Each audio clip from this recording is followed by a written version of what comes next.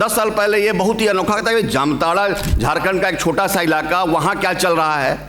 पता लगा कि जो पूरे हिंदुस्तान में जितने साइबर ठगी के फ्रॉड के काम हो रहे हैं, उसका जो पिन पॉइंट है, वो सेंटर ऑफ फोकस जो है, वो जामताड़ा झारखंड जैसे पिछड़े हुए इलाके का जामताड़ा इलाका है। साइबर एम्बेसडर्स बनाने हैं।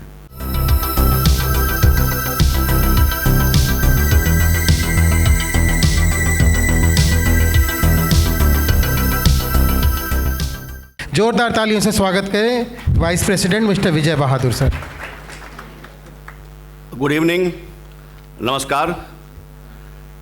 आज के इस कार्यक्रम एआई संवाद में आज के कार्यक्रम के मुख्य अतिथि बिहार की आईटी मिनिस्टर श्रेयसी सिंह का मैं प्रभात खबर परिवार की तरफ से स्वागत करना चाहूँगा। और मैं बताना चाहूँगा कि प्रभात खबर परिवार का और श्रेयसी सिंह जी के परिवार का बड़ा ही गहरा नाता रहा है। हमारे सबसे पहले प्रधान संपादक श्री हरवंश सर का बहुत ही गहरा नाता दिग्विजय सर के साथ रहा है। देश के पूर्व केंद्रीय मंत्री रहे हैं और उनका प्रभात खबर प्रांगण में उनका लगातार रांची और पटना दोनों जगह लगातार आना जाना रहा है। वो बांका के हैं, मैं जहाँ तक जानता हूँ। एक बार उनके घर पे मुझे जाने का अवसर प्राप्त हुआ है मैडम। तो आज इस प्रभात खबर के कार्यक्रम में आपको देखकर हम लोगों को निजी तौर पर भी प्रभात खबर परिवार को बहुत खुशी हो रही है। और इस कार्यक्रम में हमारे साथी major Vineet Kumar, founder and global president cyber peace, जिनके सहयोग से, जिनके कोऑर्डिनेशन से, जिनके कोऑपरेशन से इस कार्यक्रम को हम लोग आयोजित कर रहे हैं, मैं उनका प्रभात खबर परिवार का पटना में स्वागत करना चाहूँगा। मैं स्वागत करना चाहूँगे गूगल के हमारे साथी यहाँ पे आए हुए हैं, राजेश रंजन जी का। रांची में वो हमारे कार्यक्रम में नहीं थे। मैंने देखा कि आज का जो कार्यक्रम है, हमने देखा कि रांची से ज़्यादा इनरिच हो गया है। और हमारे साथी और भी हमारे मंचासीन जितने भी साथी, मैं प्रभात खबर परिवार की तरफ से स्वागत करना चाहूँगा। इस कार्यक्रम के बारे में हमारे साथी मंचासीन प्रभात खबर के प्रधान संपादक श्री अंकित शुक्ला जी ने बताया कि ईच वन टीच वन इस मुहिम के तहत इस कार्यक्रम का आयोजन प्रभात खबर कर रहा है। बदलते हालात में जैसे मैं बताना चाहूँगा कि हम सब जानते हैं प्रभात खबर झारखंड, बिहार और बंगाल पूर्वी भारत का सबसे क्रेडिबल अखबार है। झारखंड में नंबर 1 है और पूरे हिंदुस्तान में इस अखबार की जो दमक है एक क्रेडेंशियल्स को लेकर है।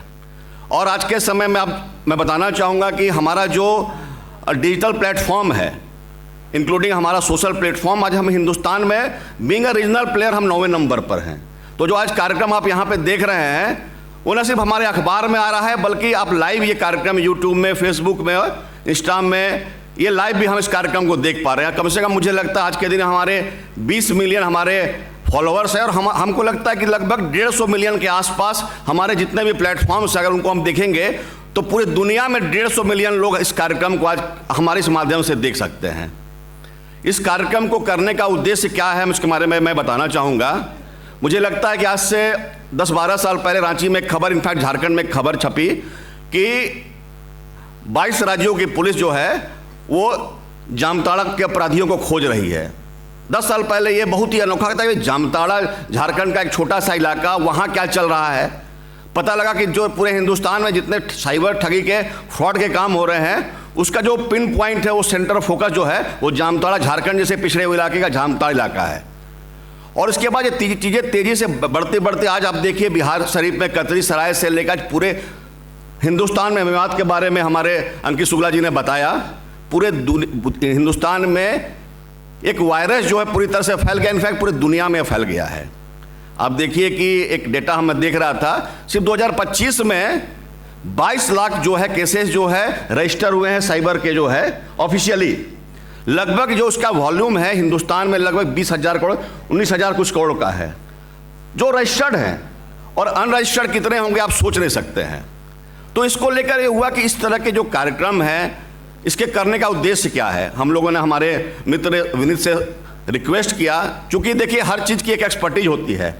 प्रभात खबर अखबार निकालने में उसकी एक एक्सपर्टीज हो सकती है, लेकिन ये बहुत ही टेक्निकल चीज़ें हैं और नई बदलती टेक्नोलॉजी की चीज़ें हैं। उसमें जब तक हम लोगों के साथ पार्टनर्स नहीं करेंगे, मुझे लगता है कि इस तरह के कार्यक्रम हम लोगों तक, जैसे मान लीजिए आज जो हम कार्यक्रम कर रहे हैं, मैं स्वागत करना चाहूँगा 22 हमारे जो पटना के जो प्रोमिनेंट कॉलेजेस हैं, IIT हैं, BIT हैं, NIT हैं, और जितने भी पटना के वुमेंस कॉलेज की बच्चियां हैं, पटना के कम से कम 22 जो प्रोमिनेंट कॉलेजेज हैं, उनके बच्चे और बच्चियां, स्टूडेंट्स यहाँ पे अवेलेबल हैं।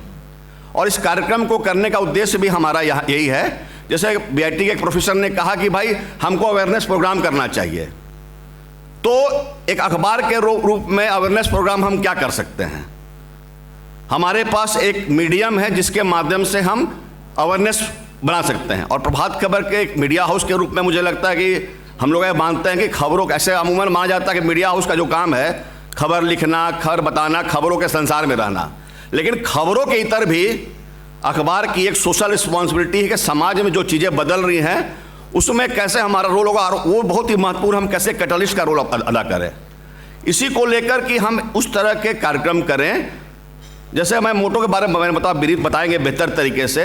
उन्होंने कहा इस कार्यक्रम का कॉन्सेप्ट क्या है। बेसिकली इस कार्यक्रम का कॉन्सेप्ट है कि हमको साइबर एम्बेसडर्स बनाने हैं।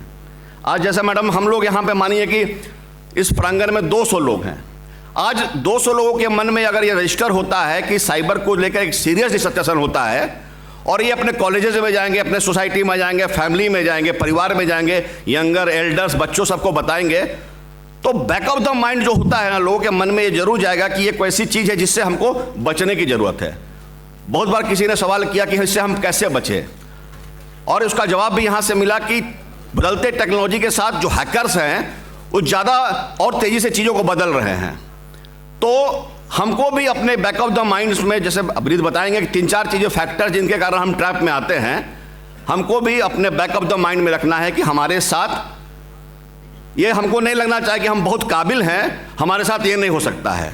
You will be the next. हमारे मित्र अंकित जी ने कहा कि भाई you will be the next जो इसका शिकार हो सकते हैं। ऐसा नहीं कि एल्डरली लोग इसके शिकार होंगे, बच्चे बूढ़े हर आदमी से इसके शिकार हो रहे हैं।